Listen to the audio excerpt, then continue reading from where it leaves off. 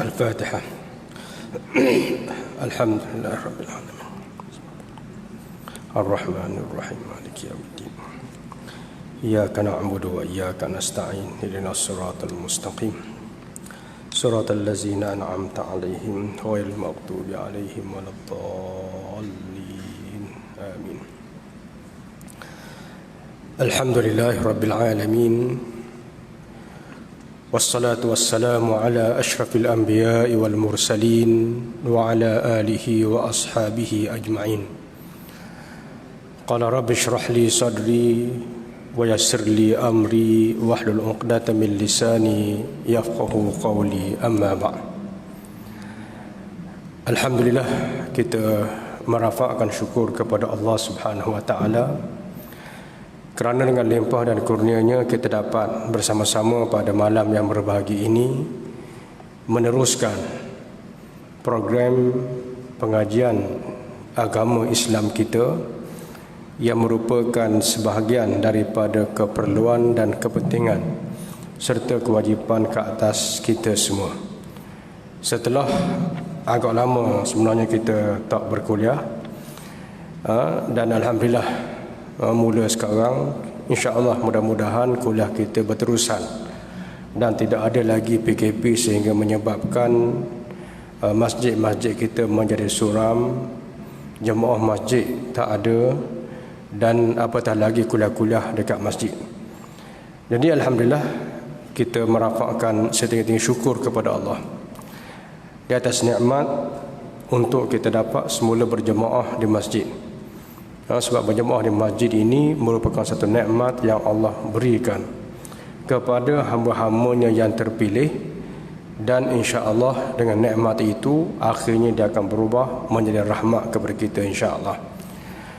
Jadi malam ni insya-Allah kita sambung pengajian hadis 40 yang sebenarnya kalau ikut plan dan kiraannya hadis ni kita dah khatam pada tahun lepas lagi, tapi oleh kerana lama kita tangguh kuliah, jadi hadis kita ni tak sempat nak khatam. Saya ingat ada baki dalam 5-6 hadis lagi sehingga kita khatam hadis 40 yang disusun oleh Imam Nawawi rahimahullahu ta'ala. Jadi hadis ni kita tak boleh sebut dikarang sebab hadis ni bukan karangan.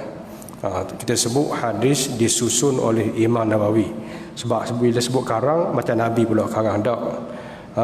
Hadis-hadis ayat suci Al-Quran Al-Karim bukan karangan manusia. Hatta hadis-hadis Nabi SAW sekalipun bukan dikarang oleh Nabi SAW. Sebab makna maksud hadis-hadis itu sendiri merupakan wahyu daripada Allah Subhanahu wa taala. Jadi insya-Allah malam ni kita sambung pengajian kita kepada hadis yang ke-38 insya-Allah. Al-Hadithu Tsamin wa Thalathun, hadis ke-38. An Abi Hurairah radhiyallahu anhu qala qala Rasulullah sallallahu alaihi wasallam inna Allah ta'ala qala man 'adali waliyan faqad adhantuhu bil harb wa ma taqarraba ilayya 'abdi bi syai'in ahabba ilayya mimma aftaradtuhu alayhi wa la yazalu 'abdi yataqarrabu ilayya bin nawafil hatta uhibbah fa iza ahbabtuhu kuntu sam'ahu alladhi yasma'u bihi wa basarahu alladhi yubsiru bihi wa yaduhu alladhi yabtishu biha wa rijlahu allati yamshi biha wa la in sa'alani la'utiyannahu wa la in ista'adzani la'u'izannahu, rawahu al-Bukhari. Maksudnya daripada Abu Hurairah radhiyallahu taala anhu katanya Rasulullah SAW bersabda, sesungguhnya Allah Subhanahu wa taala berfirman, barang sesiapa yang menyakiti waliku, maka sesungguhnya aku memaklumkan perang kepadanya. Maknanya aku mengisytiharkan perang kepadanya.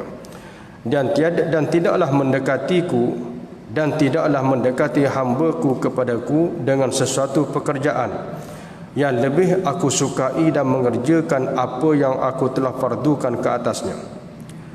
Dan sentiasalah hamba-Ku mendekatkan dirinya kepadaku dengan melakukan segala yang sunat sehingga aku mencintainya. Maka apabila aku telah mencintainya, adalah aku yang menjadi pendengarannya yang ia dengar dengan dia, dan penglihatanku yang melihat dengan dia, dan tangannya yang ia tamparkan dengannya, dan kakinya saya aku akan melindunginya. Hadis riwayat daripada Imam Bukhari rahimahullahu ta'ala. Jadi hadis ini mempunyai beberapa pertalian dengan hadis kursi.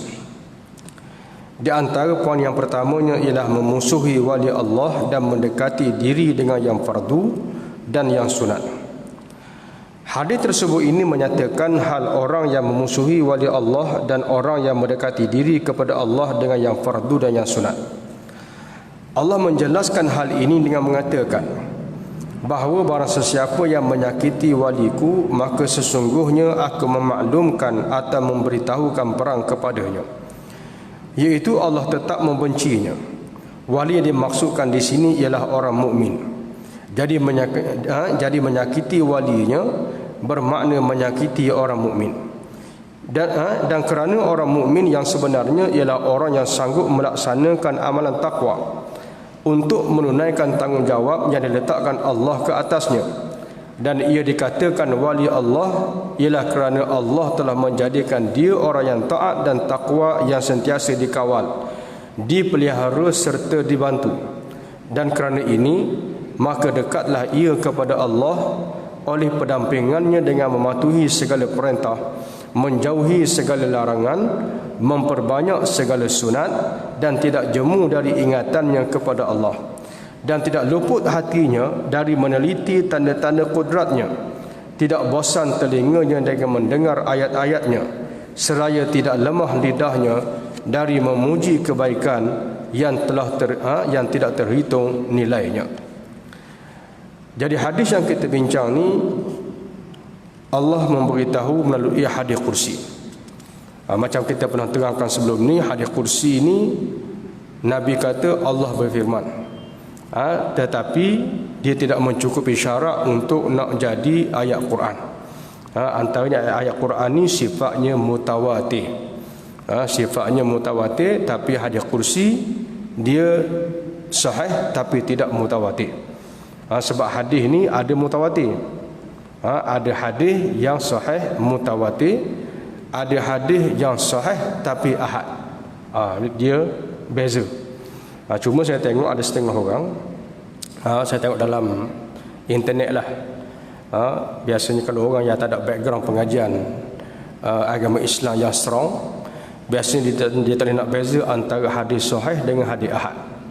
Setengah tu bila sebut hadis ahad, dia nampak lemah. Tak, hadis ahad ni dia tak sama dengan hadis sahih. Sahih ni dari segi tahap periwayatan, sama ada orang yang riwayatkan itu betul atau salah.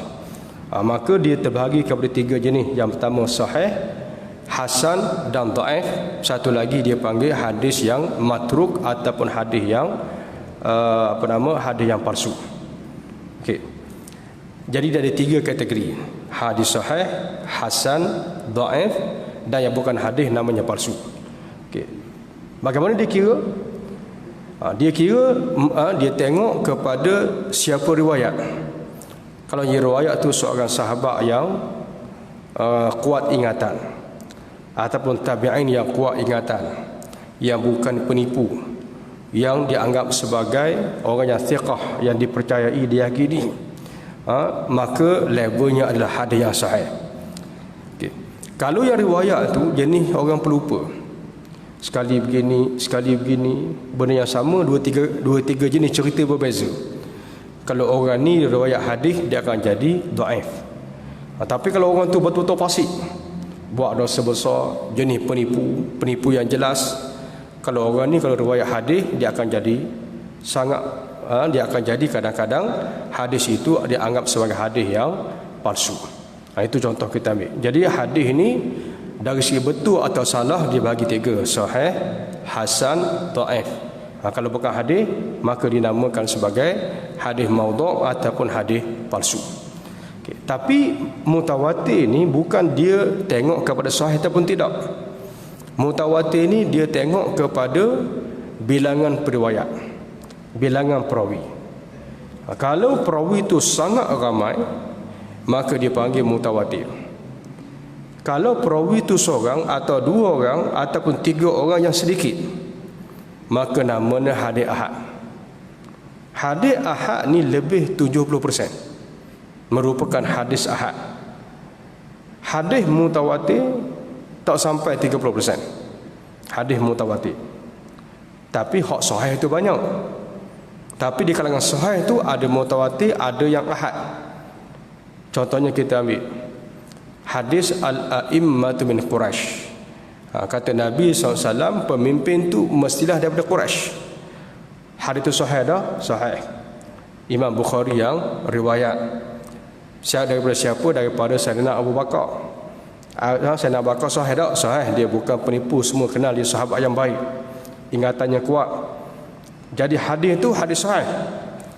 Tapi dari segi bilangan riwayat, seorang je hak dengar daripada Nabi. Siapa yang dengar? Hanya Sayyidina Abu Bakar seorang je dengar. Sahabat lain dengar tak? Tak dengar. Sayyidina Abu Bakar seorang je dengar waktu hijrah daripada Mekah. Sebelum sampai Madinah, tengah-tengah jalan Nabi kata dekat Sayyidina Abu Bakar, pemimpin tu mesti daripada Quraisy. Kata Nabi SAW. Jadi Sayyidina Abu Bakar riwayatkan hak Nabi sebut tadi kepada sahabat yang lain. Tapi siapa yang dengar? Seorang je dengar. Maka namanya hadis ahad. Sahih tak? Sahih. Dan beriman dengan hadis ahad ni hukumnya adalah wajib. Sebab tu dulu pernah orang tolak hadis, tapi dia tak kata tolak hadis, dia tolak hadis ahad. Kalau tolak hadis ahad bermakna dia akan tolak lebih separuh daripada hukum. Sebab sebahagian besar daripada hukum dia mari daripada hadis ahad. Tapi hadis ahad ni kuat, sahih. Cuma riwayat seorang atau dua atau tiga dalam bilangan yang sedikit. Hadapun hadis mutawatir ni ialah hadis yang mana semua sahabat dengar. Majoriti sahabat dengar. Nak kata menipu, berpakat bohong, mustahil. Contohnya Nabi kata, inna amwalakum alaikum haramun ka harami syahrikum hadha, inna a'radakum alaikum haramun ka harami syahrikum hadha, atau kama qala Rasulullah SAW. Dalam satu khutbah hadatul wada', hajatul wada', mana haji yang terakhir yang Nabi laksanakan. Masa haji itu Nabi khutbah. Dalam khutbah Nabi kata, sesungguhnya harta sesama kamu haram dimakan, kecuali dengan cara yang dibenarkan Islam. Sesungguhnya maruah kamu haram sesama kamu, kecuali jika dibenarkan oleh Islam. Dan begitulah seterusnya hadis yang dinamakan sebagai hadis hajjatul wada'. Hadis ini sahih tak? Sahih. Apa tahap dia? Mutawatir. Sebab apa mutawatir? Sebabnya hak dengar daripada Nabi bukan seorang. Semua orang pergi haji musim tu dengar daripada Nabi. Dan semua hak dengar pula balik cerita ke anak bini dia, cerita kepada keluarga dia. Keluarga dia pula bila mati, sebelum mati cerita kepada anak, anak pula cerita kepada cucu. Jadi hak riwayat tu sangat ramai. Hak ni mutawatir. Al-Quran sifatnya semua mutawatir. Quran semua mutawatir, tak ada ahad. Hadis ada ahad, ada mutawatir. Jadi kalau Nabi kata qala Allah Ta'ala, Allah berfirman, kalau seorang je dengar, dia tak akan jadi Quran. Tapi kalau Nabi kata qala Allah Ta'ala, dengan diulang, dibaca, kemudian orang kata baca dengan belagu, maka sahabat faham itu adalah levelnya Al-Quran. Jadi bila sebut mutawatir ni, maknanya tahap penerimaan kebenaran berita itu lebih 100%. Dia punya level kesahihan tu. Jadi sebab tu Quran ni tidak ada satu ayat pun yang ahad, semuanya mutawatir. Mana Nabi baca, sahabat dengar, ramai-ramai, bukan seorang. Jadi nak kata sahabat lupa, sahabat salah, tersilap dengar, impossible. Sebab bukan seorang yang dengar. Kalau hari ni, kalau tuan-tuan mudah nak faham makna mutawatir ni, yang saya nak tanya, tuan-tuan ni siapa di kalangan tuan-tuan ni hak pernah pergi Amerika Syarikat? Cuba angkat tangan. Siapa pernah pergi Amerika Syarikat? Seorang Okey, seorang pernah pergi. Okey, yang lain? Tak ada. Okey. Sahih tak Amerika Syarikat tu wujud? Sahih tak? Padahal tuan-tuan tak pernah pergi, betul tak? Tuan-tuan tak pernah tengok dengan mata kepala sendiri. Baik. Info kesahihan Amerika tu wujud. Apa level dia? Itu bukan khabar ahad. Itu bukan riwayat seorang. Tapi walaupun seorang je pergi dalam masjid ni, tapi kita keluar daripada masjid ni, oh, kawan tu pernah belajar dekat Amerika Syarikat. Kita tengok dia pergi hantar anak dia belajar Amerika Syarikat. Buka televisyen, kita nampak, oh, Presiden Amerika Syarikat. Maka wujudnya Amerika Syarikat tu orang panggil dalam ilmu hadis sebagai ilmu info yang mutawatir. Sebab apa info mutawatir? Sebab mustahil berpakat. Mustahil kalau abang macam saya pun pernah pergi dalam televisyen pun ada, mustahil kita semua berpakat dengan televisyen, berpakat dengan orang ni, berpakat dengan orang ni, semua kita pakat tipu orang Malaysia. Amal syarikat tu wujud pada tak wujud pun impossible boleh berpakat macam tu. Maknanya bila impossible boleh berpakat bohong tentang satu-satu info, maka tu dia panggil mutawatir. Dah kalau orang ni baca, orang ni baca, orang ni baca, semua baca tu standard je, selaras je, ambil daripada mana? Semua kata daripada Nabi. Maka tu dia panggil hadis mutawatir. Maknanya nak kata tipu, impossible. Tu dari segi dia panggil level ahad. Level mutawatir. Jadi hadis yang kita baca malam ni, dia namanya hadis kursi. Maknanya hadis yang Nabi kata Allah berfirman, tapi dia tak sampai level mutawatir. Jadi hadis ni merupakan hadis yang kita kata penting, disebabkan beberapa perkara yang diberi amaran oleh Allah. Yang pertamanya, Allah Ta'ala kata, berfirman, barang sesiapa yang memusuhi waliku, maka sama macam dia memusuhiku. Maknanya kalau kita memusuhi wali Allah, maka sama macam kita mengisytiharkan perang dengan Allah Subhanahu Wa Ta'ala. Jadi isunya sekarang ialah siapa wali Allah? Siapa wali Allah? Dulu masa saya budak-budak dulu, dia sebut Tok Wali ni. Tok Wali ni biasanya kita faham orang tu mesti miskin, mesti baju cari. Ni saya dululah, tuan-tuan saya tak tahu lah. Dan saya rasa kawan saya pun ramai yang faham gitu. Dia sebut, ni Tok Wali ni. Biasa Tok Wali ni kalau tengok orang gila je, ni mungkin Tok Wali. Kita mana tahu. Sebab apa? Dia orang gila bajunya lusuh. Nak Tok Wali syaratnya mesti baju lusuh, mesti baju cari, tak mandi 10 hari. Biasanya kita faham gitu. Sebab apa? Orang zuhud konon-kononnya. Tak salah. Siapa wali Allah? Wali Allah ni kalau kita tengok dalam definisi yang kita akan baca ni, wali Allah menurut pengertian bahawa ialah orang yang dekat. Itu makna wali. Wali ni makna orang dekat. Ataupun dengan makna lain, wali ni ialah orang yang menolong. Itu makna wali. Orang yang menolong, orang yang protect, itu makna wali. Contoh kita ambil, ayah merupakan wali kepada anak perempuan bila kahwin. Apa makna wali? Wali juga panggil. Tapi orang panggil wali mujbir. Apa makna mujbir? Mujbir ni makna wali yang ada hak mujbir paksa. Mana kalau anak nak kahwin, kita tengok orang tu tak layak, penipu, tapi anak kita nak juga, ayah ada hak untuk nak halang. Tu dipanggil wali mujbir. Mujbir ni makna ada hak untuk nak halang, ada hak untuk nak paksa. Sebab apa wali? Sebab ayah protek anak. Sama juga bila sebut wali Allah, maknanya dia orang yang mempertahankan hukum Allah. Bila sebut wali Allah, maknanya dia orang yang menolong agama Allah. Sebab wali ni juga dengan makna penolong, orang yang backup, itu makna wali. Dan wali ni juga dengan makna orang yang dekat dengan Allah Subhanahu Wa Ta'ala. Dan erti wali Allah ialah orang yang dekat kepadanya dengan taat, dan tidak orang yang mahu mendekatinya melainkan orang mukmin yang sebenar. Inilah sebabnya Imam Nawawi mengertikan Wali dalam hadis tersebut dengan makna orang yang benar-benar beriman. Semua orang yang benar-benar beriman kepada Allah, maka itulah dia wali.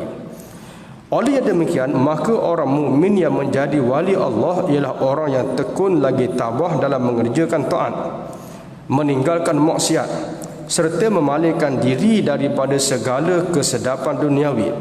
Sikap inilah yang mendekatkan pribadi kepada ilahi serta meletakkannya di maqam yang tinggi, sebagaimana yang telah pernah diterangkan oleh Sayyidina Umar mengenai orang yang menjadi wali berdasarkan hadis yang didengarnya dari Rasulullah SAW yang menyatakan bahawa di antara hamba-hamba Allah itu ada hamba-hambanya yang bukan dari golongan Nabi, bukan pula dari golongan syuhada, tetapi mereka disukai oleh Nabi-Nabi dan orang-orang syuhada kerana kedudukan mereka di sisi Allah.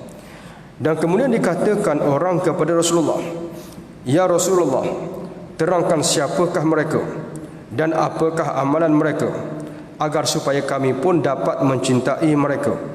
Lalu Rasulullah menjawab, "Mereka adalah satu kaum yang berkasih-kasih kerana Allah, bukan kerana hubungan kekeluargaan di antara mereka, bukan pula kerana harta benda yang berambil-ambilan sesama mereka. Demi Allah, sesungguhnya wajah mereka bercahaya, bagi mereka beberapa mimbar daripada cahaya. Mereka tidak takut apabila manusia takut, dan mereka tidak duka apabila manusia berduka." Dan kemudian dibacakan ayat ini, "Ala inna awliya Allahi la khawfun alaihim wa lahum yahzanun." Ketahuilah sesungguhnya wali-wali Allah tidak takut atas mereka dan tidak takut mereka berduka cita. Kesimpulannya jelaslah bahawa orang yang menyakiti atau memusuhi wali Allah, iaitu orang mukmin yang taat lagi setia, bererti menyakiti atau memusuhi Allah. Kerana orang yang mentaatinya dalam erti kata yang sebenar adalah wali Allah, sedang orang yang menderhakainya bererti memeranginya. Pengertian ini berdasarkan kepada falsafah Islam yang memandang setiap maksiat adalah peperangan terhadap Allah. Orang yang mengerjakannya adalah orang yang memeranginya. Lebih besar maksiatnya, lebih besar pula keadaan peperangannya. Inilah sebabnya Allah menamakan orang-orang yang memakan riba, orang yang merampok, adalah mereka yang memeranginya dan Rasulnya, memandangkan sangat besar ancaman dan kemusnahan yang timbul daripada perbuatan tersebut. Jadi maknanya tuan-tuan dan puan-puan sekalian, orang mukmin yang wali yang sebenarnya ialah wali yang mana dia beriman. Dia betul-betul beriman dan dia beramal soleh. Sebab apa? Sebab kalau orang tu dia beriman, tetapi dia melakukan benda maksiat, dia melakukan perkara-perkara maksiat, maka imannya itu ada kekurangan. Macam contohnya Nabi pernah sebut, tidaklah mencuri seseorang itu, seseorang yang beriman, melainkan pada masa itu dia hilang imannya. Maknanya seolah-olah masa dia buat maksiat tu iman dia tak tahu pergi ke mana. Maknanya mereka bukan wali Allah. Jadi wali Allah ni ialah orang yang sanggup melakukan semua suruhan dan meninggalkan segala larangan. Cuma kadang-kadang persepsi kita, hak banyak uzlah itulah wali, hak bergaul dengan orang bukan wali. Itu salah. Sebab apa salah? Sebab Nabi kata la ruhban fil Islam. Tidak ada lagi kependetaan dalam Islam. Kependetaan ini maknanya ialah orang yang beribadat yang tak cara kepada orang lain. Bahkan ada seorang sahabat waktu balik daripada perang, Nabi singgah di satu tempat wadi. Wadi itu comel, ada pokok kurma yang subur, ada air yang mengalir yang jernih, dan sahabat itu kata, "Ya Rasulullah, alangkah baik aku duduk kat sini, aku beribadat kepada Allah dan tak pergi mana-mana."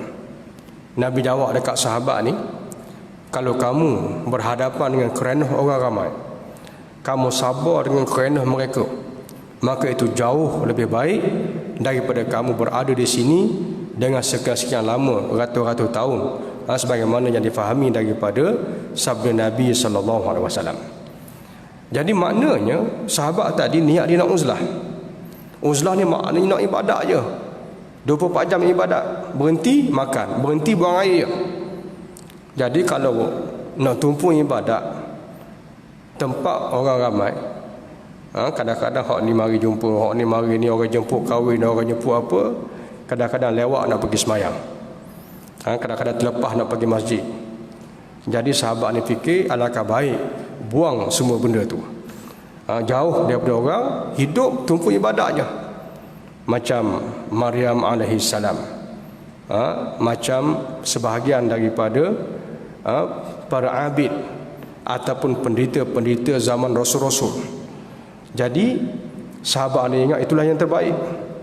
Nabi kata tak. Yang terbaik itu ialah orang beriman yang bergaul, dakwah orang, berhadapan dengan kerenah masyarakat, tengok mungkar, cegah mungkar, tengok benda makruf, pertahankan benda makruf. Orang kata macam-macam, maka itulah yang terbaik, kata Nabi sallallahu alaihi wasallam. Jadi maknanya wali ni ialah orang beriman yang terbaik. Orang beriman yang terbaik. Siapa yang terbaik? Contoh kita ambil Khulafaur Rasyidun. Khulafaur Rasyidun, siapa dia? Sayyidina Abu Bakar, Sayyidina Umar, Sayyidina Ali, Sayyidina Uthman, Umar Ibn Aziz. Siapa mereka? Kalau tuan-tuan tengok, semua politician. Dia kalau tak politician, dia nak jadi khalifah lagu mana? Betul tak?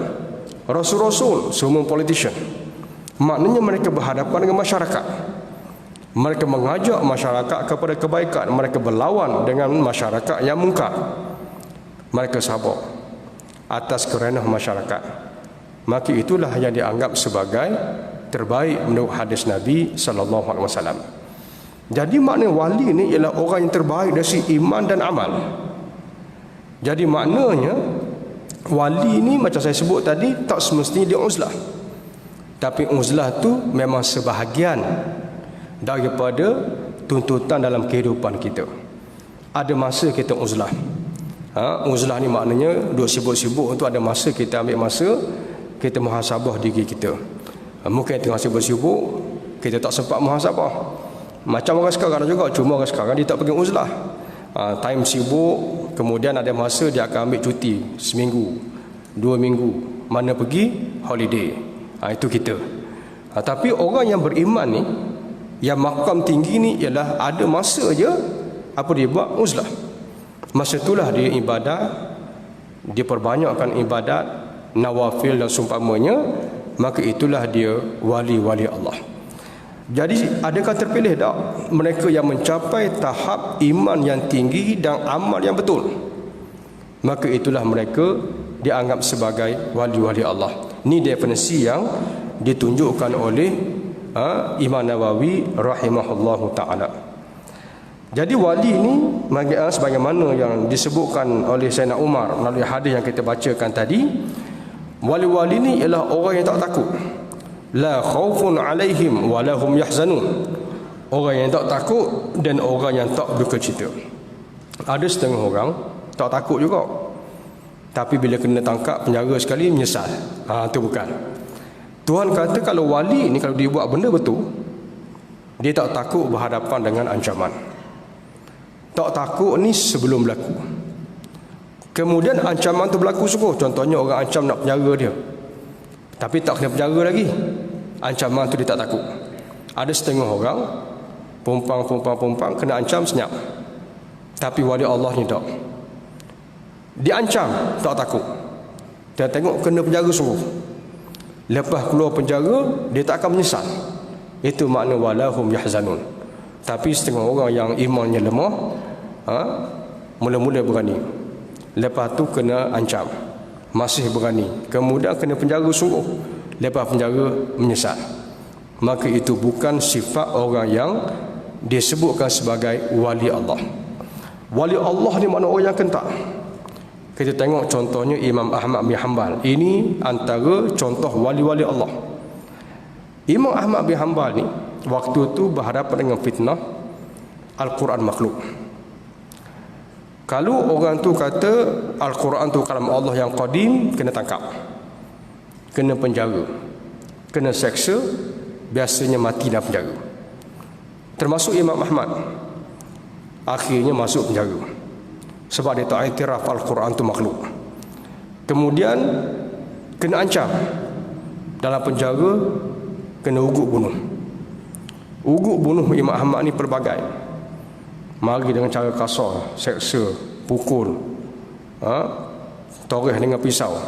Ini ujian Imam Ahmad. Bukan setakat ujian itu, mari pula ulama as-su'.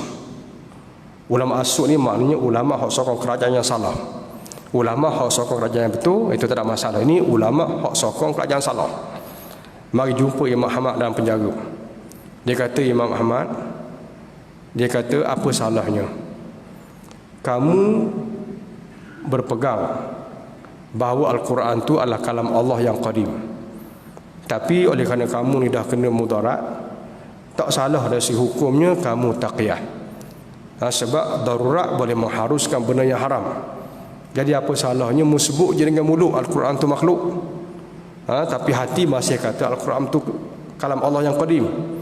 Dia kata, illa an tattaqu minhum tuqah. Dia pun baca ayat bahawa orang yang kena paksa dan seumpamanya, dia boleh ucap benda yang tak selari dengan hati. Macam kisah Ammar bin Yasir, dia paksa kufur, dia pun melafazkan aku kufur, tapi hati dia tak kufur. Maka itu dia anggap taqiyah yang diharuskan ketika darurat. Kata Imam Ahmad, kalau aku lafazkan begitu, aku selamat. Tapi bagaimana dengan orang ramai? Bila disebarkan kata Imam Ahmad mengakui ma'atiraf Al-Quran tu makhluk, semua orang akan ikut sebab dia imam. Maka aku selamat, tapi orang sesat. Dengan ceritanya Imam Ahmad kata, kalaulah semua ulama bertaqiyah, famata tazarul haq, bilakah kebenaran itu akan lahir? Kalau ulama ni buat macam orang ramai, orang ramai tak apalah, dia kata kufur pun ataupun dia kata Quran makhluk pun tak ada orang ikut dia.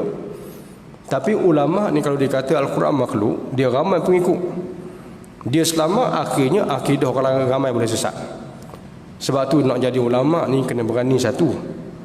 Yang kedua, antara kalau kita sebut mungkin negatif lah kot, satu sudut, ulama ni dia tak sama dengan orang ramai. Orang ramai dia boleh taqiyah. Taqiyah ni maknanya sebut di mulut, bercanggah dengan hati. Tapi ulama tak boleh. Sebab apa tak boleh? Sebab kalau dia sebut dengan mulut benda hak yang salah dengan hati, hak salah dengan kebenaran, sebab nak jaga darurat dia, maka menyebabkan taqiyah itu menyesatkan orang ramai. Dan si hukum tak boleh. Sebab tu ulama dia tak boleh taqiyah macam orang lain. Kalau orang lain boleh jawab, tak apalah kalau orang lain. Tapi kalau ulama jawab tak apalah, habis orang ingat tak apa. Maka ulama dia tak boleh macam tu. Jadi sebab itu ulama yang macam tu dia tak takut. Orang ancam bunuh ke, orang ancam nak penjara ke, nak cederakannya, dia tak takut. Sebab apa tak takut? Sebab itulah sifat wali yang sebenar.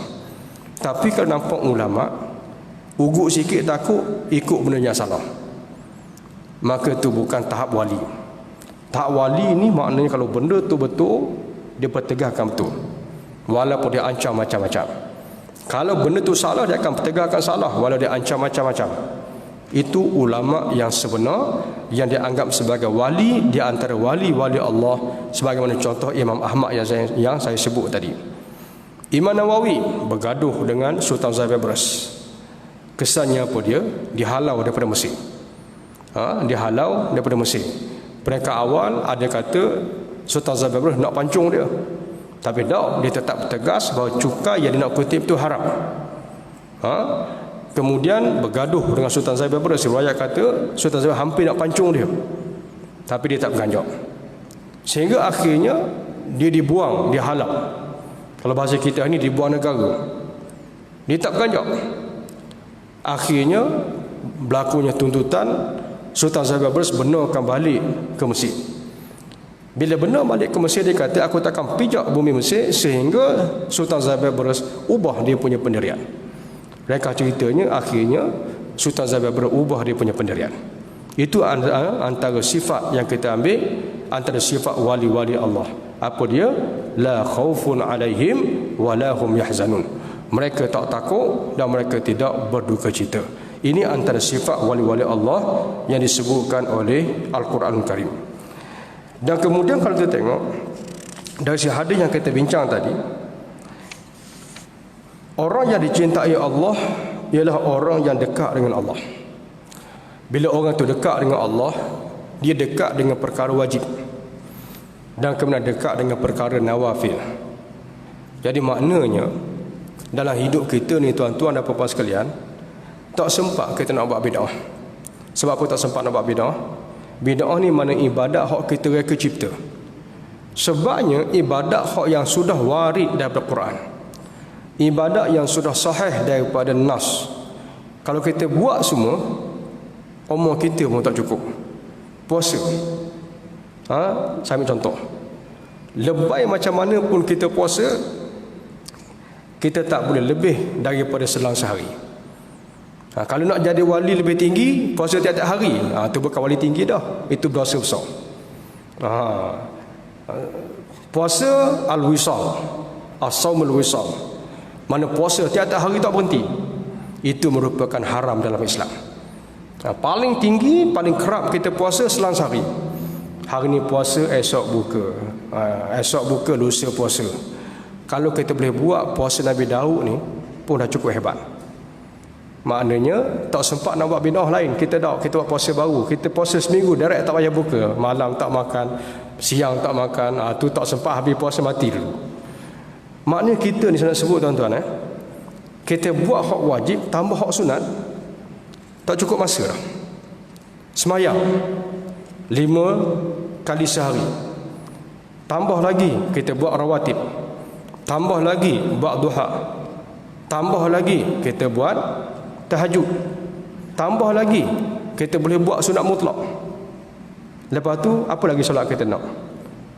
Saya rasa kalau tu tengok, kita nak buat hak tu pun tak cukup masa. Sebab apa? Kalau kita rasa nak sembahyang setengah boleh, kita sembahyang lepas zuhur, sembahyang zuhur, sebelum zuhur kita sembahyang 2 rakaat, lepas zuhur sembahyang lagi rawatib 2 rakaat sebagai contoh, dan kemudian lepas tu kita sembahyang mutlak, sambung 2 rakaat, sambung lagi 2 rakaat sampai asar. Lepas sampai asar, sebelum maghrib, tu jangan buat pandai-pandai, dia tak boleh rawatib dah, dia tak boleh sunat dah masa tu, dia ada masa dia. Jadi kalau kita nak memperhebatkan ibadat kita, hak sunat mutlak saja pun tak cukup masa kita nak buat. Saya ambil contoh. Jadi maknanya siapa wali? Wali ni ialah orang yang melakukan perkara wajib, perkara wajib. Tapi bila hak wajib tu dah komplit semua, dia tambah hak sunat. Hak sunat pula dia ada level-level dia. Sunat biasa, rawatib, tahajud, itu high level. Nabi SAW wajib bertahajud yang merupakan sunat ke atas umat dia. Kita umat Nabi Muhammad ni, tahajud hukumnya sunat muakkad. Tapi Nabi SAW tahajud adalah wajib atas individu Nabi SAW. Jadi kalau bab ni pun kalau kita nak ambil, tak cukup masa kita nak buat. Sama juga dengan zikir, tak cukup masa kita nak buat. Jadi sebab tu nak jadi wali Allah ni, maknanya kita mesti pertingkatkan amalan wajib kita dan pertingkatkan amalan sunat kita. Maka insya-Allah bila cukup semua dengan ikhlas, maka kita adalah merupakan wali di antara wali-wali Allah Subhanahu wa taala. Jadi saya rasa masa pun tak izinkan. Jadi ringkasnya hadis ni menyatakan bahawa kalau orang tu dah sampai tahap wali di antara wali Allah, maka orang yang memeranginya itu akan diperangi oleh Allah. Orang yang kalau dia bercakap dengan orang kata ilham ataupun panduan daripada Allah. Kalau dia berjalan, maka dia berjalan dengan pengawasan daripada Allah. Maknanya seluruh kehidupannya adalah merupakan keberkatan, sebagaimana yang kita bacakan hadis yang kita kongsikan, hadis yang ke-38 berkenaan dengan wali Allah yang perlu kita hormati. Aqulu qouli hadza wa astaghfirullahal azim li wa lakum. Wassalamu alaikum warahmatullahi wabarakatuh. A'udzubillahi minasyaitonir rajim. Bismillahirrahmanirrahim. Alhamdulillahi rabbil alamin wassalatu wassalamu ala asyrafil anbiya'i wal mursalin wa ala alihi wa ashabihi ajma'in. Allahumma 'allamna ma wa lam na'lam وفقنا ما تعلمنا وانفعنا بما علمتنا إنك أنت العليم الحكيم اللهم زدنا علما وارزقنا فهما وابعدنا الخطأ نسيان برحمتك يا أرحم الراحمين وصلى الله على سيدنا محمد وعلى آله وصحبه وسلم سبحان ربك رب العزة عما يصفون وسلام على المرسلين والحمد لله رب العالمين.